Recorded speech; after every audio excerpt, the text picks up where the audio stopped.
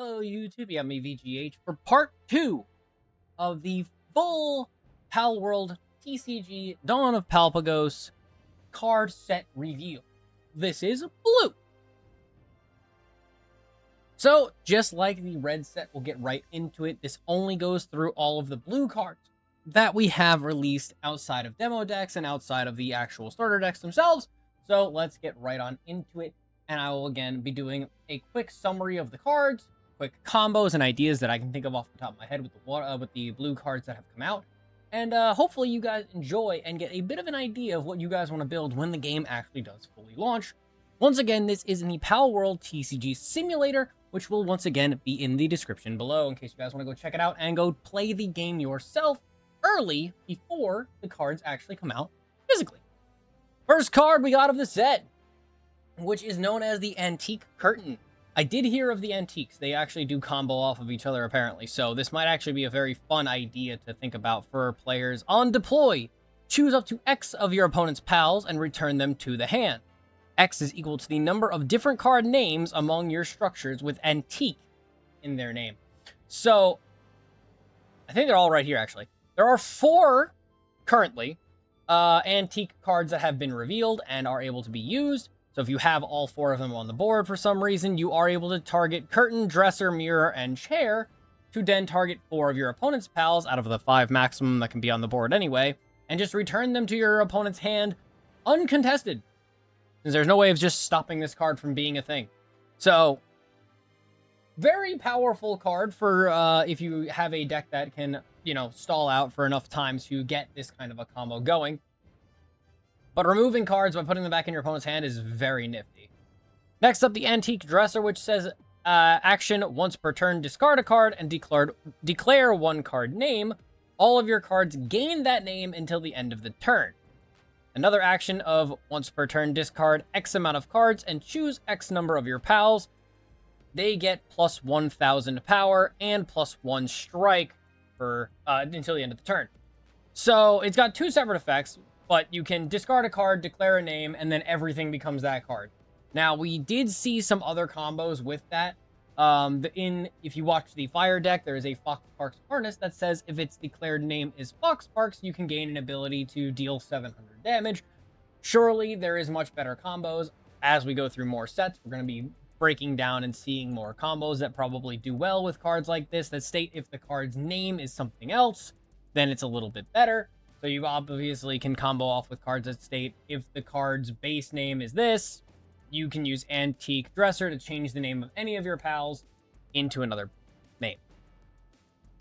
But then obviously the second one is discard as many cards as you want. For the amount of cards you discarded, you can choose your pals and they get plus 1,000 power. It doesn't, however, state you can't choose the same pal more than once. So maybe if you discarded 2 cards, you can target the same 1 pal on your board to get plus 2,000 power. Again, another ruling thing that we're not entirely sure of as of yet until the game comes out. Next one is the 1-cost Antique Mirror, 1,000 power structure that just says on deploy, draw 1 card. Yes, it is very good. Because in the game, it's usually rest 3 souls, draw 1 card. This is rest 1, play a mirror, draw 1 card, and now you have a 1,000 defense structure on your board that does combo off with other structures, so your opponent can't just let it go, because then Antique Curtain hits for 2 cards on your opponent's board that send them back to the hand. This one, I don't know if they'll do erratas to change the text or change the cost of cards later on, and you'll have to reuse newer cards rather than using an older version. But Antique Mirror being 1,000 seems a little high for the fact that it just says draw a card, and the only reason it exists like that is because this combos with it well. Next, we have another 2-cost structure called the Antique Wooden Chair. Choose up to 1 of your pals, and it gains 1,000 power until the end of the turn. The 2 cost 1,200. Again, yes, it doesn't fight back, but 1,200, again, is very high for a chair. Just a reminder, it's not like it's a structure like a wall or something. It's a literal antique wooden chair. It should fall over by being looked at, let alone being on the board for 1,200. And when it does get played, it does give a plus 1,000, so it is just a structure with a very minimal bonus for 1 phase. Next up, we got Aurora's Guidance, a quick effect that says draw 1, put one card from your hand to the top of your deck. Now, this is in blue, which does make it combo with the Chill It card. By that statement, I mean you could use Aurora's Guidance as an event, pay 2, draw 1, place a dragon that's an 8 cost on the top of your deck, play Chill It, activate Chill It's deploy effect, which we will get over to later, which states draw the top card of your deck. If it is a dragon, you can just rip it for free. So you can just slam down that dragon you put down on the top of your deck for 7 total souls. Kind of crazy. Just a thought. Next up, we do have Azarobe, the Water Dragon Waltz, which does have a 6 cost lucky 1200. Very powerful. Does state on deploy, draw 1, choose 1 pal, and rest it. Now, it's not as strong as some of the other luckies we have seen, but the ability of a 6 cost 12 with 2 strike, having draw 1, rest one of your opponent's pals, pretty cool. It's mid compared to most, is what I would say, but it does have a positive effect on the game because you can force your opponent's pals that they were going to be using as blockers to be rested to either take them out yourself or go for game by attacking your opponent's base. Pretty strong. It also is a water and a dragon, so it does combo with other pals. Celiray, the Loop-de-Loop, states on attack, draw 1, choose 1 from your hand, discard it. So, if you're playing things like tech cards that are used for challenging or stopping certain combos from happening, let's say, you can, if you're in a matchup where those cards don't come out, or you won't see them at all, you can easily choose what cards to get rid of on a free discard. So, resetting your hand for a +1, not bad. Not bad at all, especially because it's a 3-drop 4 cost. So, a 3 cost 4 drop. So, 400, very strong. Chill It, which we have seen plenty of times, the little Aqua Noodle, very good card. 5 cost, lucky, 900 power, that does state on deploy, reveal the top card of your deck. If it's a Dragon Pal with a cost of 8 or less, you can deploy it for free, otherwise you get it in your hand. So it is a 5 cost 900 that says draw a card, but if it meets certain conditions, you can reveal the card and obviously play it for free, which does tag team with, literally if you want to, Azarobe. Does it say deploy? So when you deploy it, you actually could deploy Azarobe to draw another card and then target one of your opponent's pals and rest it. So now you have a 900 attacker and a 1200 attacker that also rested one of your opponent's cards. And overall, you've drawn 2 cards with it. So very powerful combo. Blue seems like a very draw-heavy type deck. Cryolink's a 6-drop 9 that has the ability to interrupt. Interrupt, always very good. Especially with a high draw type deck, having a few interrupts, very good, because you can draw extra. Discard him and one other card if you need to activate the interrupt. Or, 1 cost, both are good. Next, we have Crystal Breath, which is a really good event card that says, choose a pal, strike -3 until the end of the turn, and it doesn't stand until the controller's next stand phase. So, sorry, it doesn't stand during its controller's next stand phase. Sorry, I read that incorrectly. But basically, that means that you attack me, I say -3 strikes, so if you're going for my face, your attack basically will go to 0. If it doesn't do any strike, I don't have to check. So I take no damage. Your character stays on rest. I take my entire turn. I can ignore your character entirely. Your turn goes, stand phase happens, that character is still rested.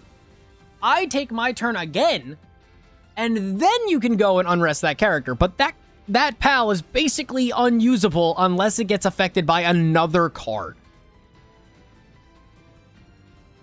Because it only says during the controller's next stand phase. So if once stand phase is over, it's play phase, and I can play cards that can say stand a card. So that would end up stopping it.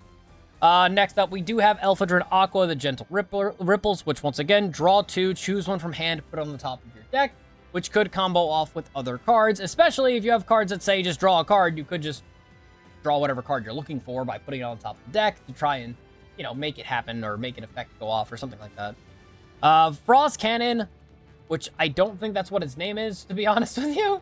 But let's say that. Frost Cannon, Ice Block Glutton, an 8 cost that states on deploy, draw 1, action of once per turn, discard 1 card, look at the top 5 cards of your deck, choose up to 2 structures that cost 6 or less, and play them, then shuffle the remaining cards into your deck. Playing 2 structures for free? And it says deploy them. Well, it says play them, which I assume that means deploy. And you're playing antiques. Imagine, you imagine you just top deck, you know, like antique curtain, antique dresser. Yeah, I paid 8 for my, buffed 9 cost antiques out of my deck. So I paid 17 mana for 1 card. It's an 8 cost 400. It's so weak. But also, like, if I hit antique dresser, antique curtain, and then it's just on deploy, I can do so many things with these. It's just ridiculous. It also doesn't obviously have to be antiques only. If you're playing other structures, you can just cheat out free structures. A lot of the game just feels like just cheating out cards. Next up, Fuwak. The Manic Wave Ripper. AKA, it says auto, when this card is attacked, it gets power plus 300. Which, I thought that was the Brave effect from one of the Foxparks, because it said Brave plus 300 when it attacks, but I guess that's not a thing. This is an auto when this card... Oh, no, sorry. Brave is when the pal is attacking. This is an auto effect that says when this card is attacked. So, if I use it as a defensive type, it's a 2 cost 200 that if I defend with it is actually a 500. Okay, fair enough. Early game cards, always important. The Grappling Gun, a 5 cost that says action. Rest this card. It says tap, but it should say rest. Give 1 pal plus 200 power and vigilance until the end of the turn. Now, it doesn't read what vigilance actually does. So I'm going to keep going through this, and if we find out what vigilance does, we can find out if this card is good or not. Because it's just a plus 200 at this point. It says auto on deploy for Hangyu Chris, the Frigid Wanderer. 4 cost 600. Choose one of your opponent's pals with a cost of 3 or less and rest it. Okay, that's actually pretty solid. Because it does have it's a 4 cost 6. So if it's an early game card, you are able to use it on your second turn going second, or second turn going first. You'll have 4 mana. You can pay the 4, play this, rest your opponent's Chickapee, or whatever they put down, and then you can just punch it straight out. Not even that bad. Here's another structure that you can also just cheat out with that other card from before that states, the Hot Springs. A 6 cost 1000 durability that says once per turn, assign a pal. Choose up to 2 pals with a cost of 6 or less and tap them. Those pals do not stand during your opponent's next stand phase. Oh my gosh. If I have a pal assigned to the Hot Springs structure, I can just tap 2 of my opponent's pals. Isn't that kind of insane? It doesn't even have a cost to assign like other things like pay 1 wood to assign a character. This is just assign a pal. And then choose 2 pals with a cost of 6 or less. Yes, it does say 6 or less, but like... most blockers will most likely be a sacrificial 6 or less pawn. So getting those out of the way is kind of good. And if you have other cards that can delete bigger guys, like an effect or an event, then like... you're just uncontested. That's so kind of crazy. Oh, Jormuntide. Oh, Joltog. The Stoic yet Innocent. It's just a 2 cost 3. Okay, moving on. Jormuntide, the Surging Sea Serpent. An 8 cost 16 lucky pal with the Water and Dragon typing. Always gotta remember the Dragon typing when it comes down to the Chillit card. It says on deploy, draw 1, choose 1 7 cost or less pal, and rest it. That card does not stand during your opponent's next stand phase. Oh my good golly, that is not fair, because now we have this entire deck can stop your opponent from just standing characters. They just won't allow your opponent to swing. Okay. Although you have to keep track of all of them if you're going to keep, like, spreading them out. Like, you know, that one gets stopped, then that one gets stopped in the next turn, then this one comes back, but that one over there doesn't. That can be annoying. Amorist Chris, the Roar of the Tundra.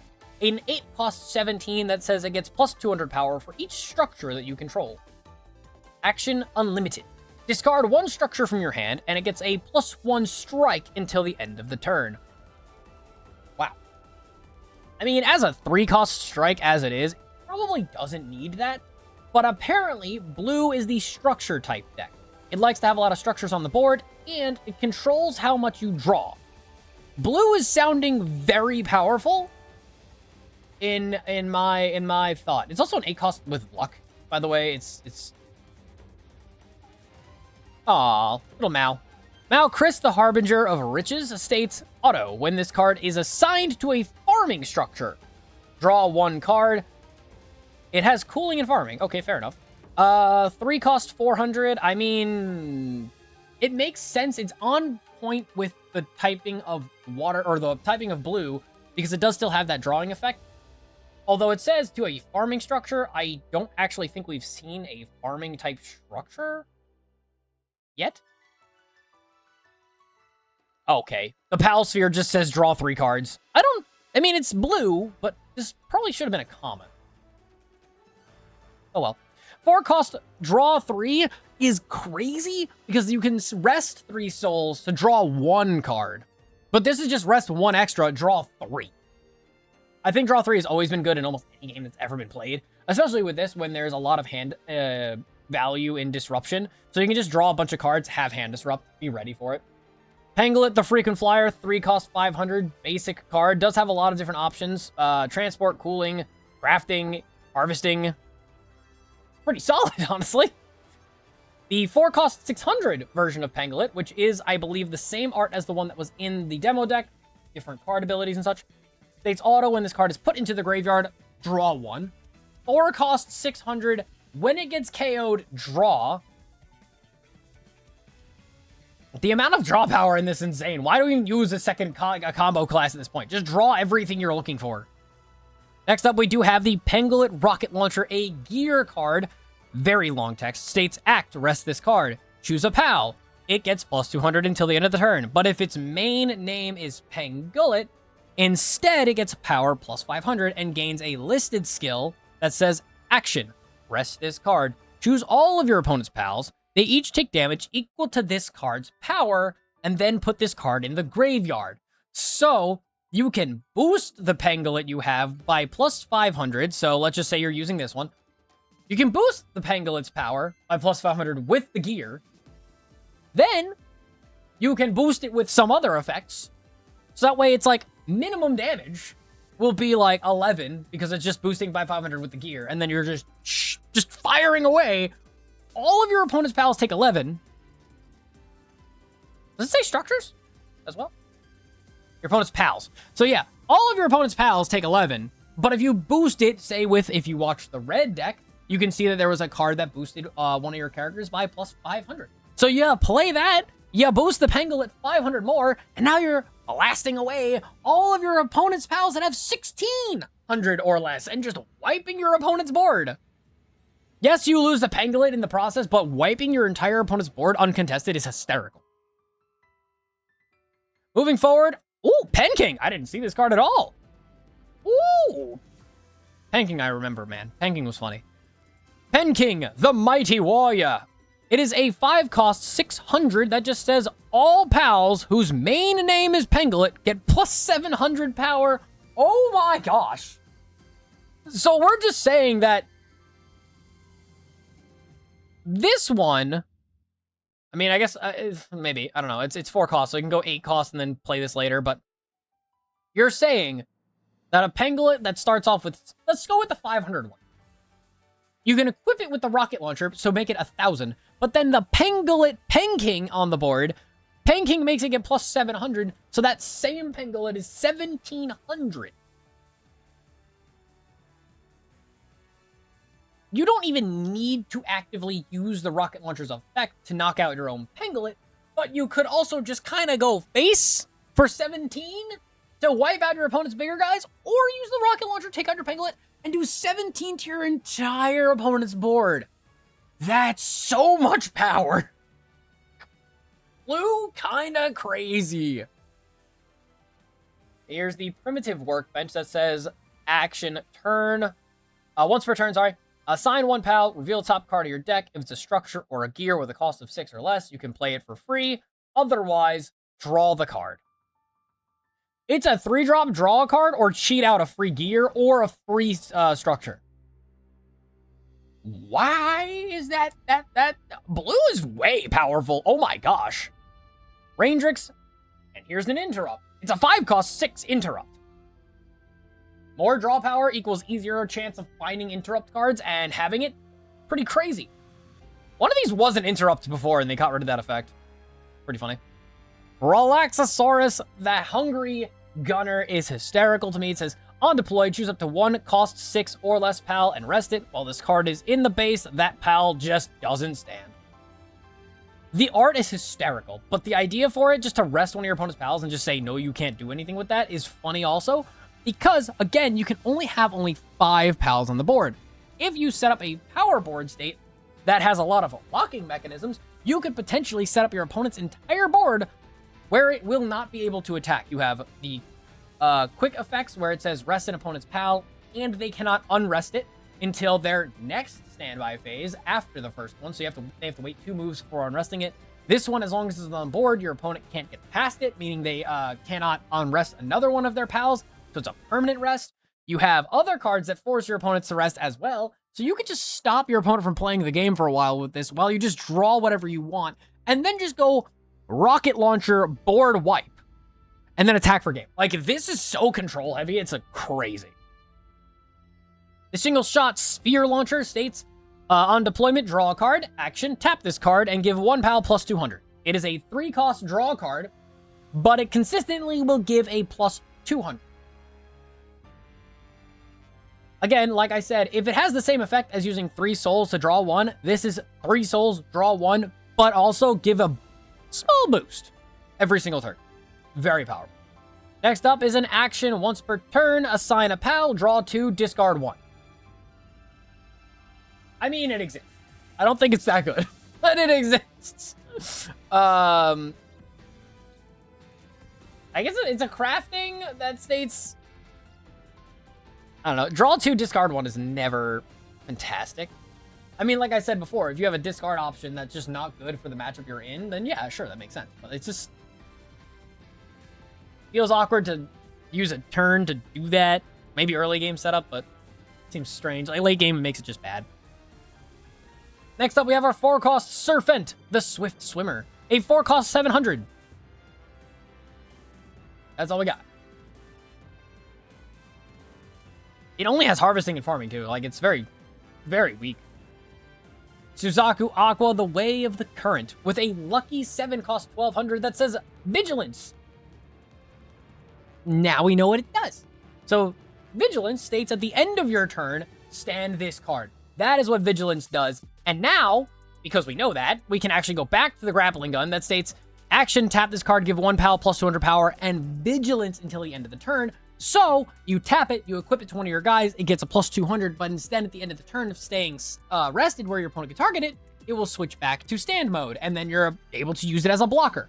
But it doesn't only get the plus 200 until the end of the turn, so on your opponent's turn, you don't get that same plus 200 anymore, but having it come back up is very powerful. A 5-drop that allows you to unrest one of your pals every single turn is very good. We didn't know it was good, now we know it is good. And also Suzaku being a 7-drop lucky, but yes, it's a little weak for 12, but, like, being able to go swing and then unrest, so now it's a blocker, I can't say that's bad.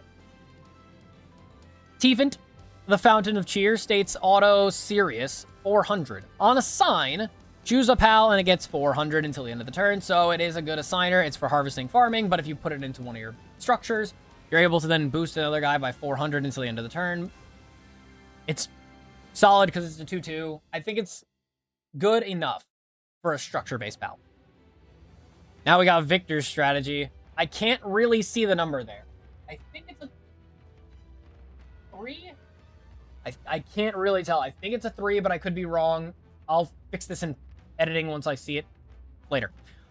It says, look at the top 5 cards of your deck, add 1 to your hand, and shuffle the rest to the bottom. Return 1 pal to its owner's hand. Or, draw X amount of cards. X is equal to the number of structures. Wow. So you have 3 effects. The first one is obviously looking at top 5 and adding 1 to your hand to shuffle the rest to the bottom. The second effect is returning 1 pal to its owner's hand. And the third is drawing an X amount of cards is equal to the amount of structures you own. You have cards that can cheat structures onto the board, and you have very many ways of getting extra cards. And obviously with a draw many card, this could be a 3-cost draw like 5, potentially, which makes it solid in most cases. The strategy obviously being a really good card, no matter when it is in the game, Looking at the top 5 and adding one to your hand, never that bad. But obviously, returning a pal to its owner's hand, your opponent just has one too big of a pal, and you can just remove it. Especially if it's got one that's just like boosted in damage, boosted in attack or whatever. You can remove it. A taunt character, remove it, and just go face for game. Stuff like that can happen. Very good strategy-based card. Honestly, I think strategy is going to go for a lot when it comes to the actual gameplay. Like, definitely a 4-count kind of thing. Next up is our last, but not least, lucky pal, Wumpo, the Snow Mountain. I assume that's going to say guy or giant, and I don't know. Next up is going to be him with 1500 power, 3 strike, and it says, while this card is in the rested straight, what? Decreased all of your opponent pals' strike by -1. Wow. Like I said, lucky pals are busted. But the idea of forcing your opponent's pals to be -1 strike kind of makes this pal super targetable, if you know what I mean. Like, they have to get rid of this first, or else they will essentially do almost no damage. Especially if you build like a Wumpo control kind of variant where you can like lock down your opponent's pals from moving. Wumpo minuses their damage, where you can sit down, just draw a bunch of cards from structures and stuff like that, so you can get a lot of disrupts until you're ready, and then play a strategy where you can just start removing your opponent's cards and putting them back in their hand, and then just kind of go face. Blue seems incredibly powerful. Granted, we've only seen red thus far, but blue seems way stronger, and I'm sorry to say that for those of you who really like red. Red aggro, very good, but it's aggro. Like I said before, red has the ability to kind of go super aggro or super control. Blue seems like a heavy draw opportunity and a heavy control function. So, let me know what you guys think. Let me know what cards you like. And I will see you guys in the next video, where we will be going over the green set. Catch you guys in the next video.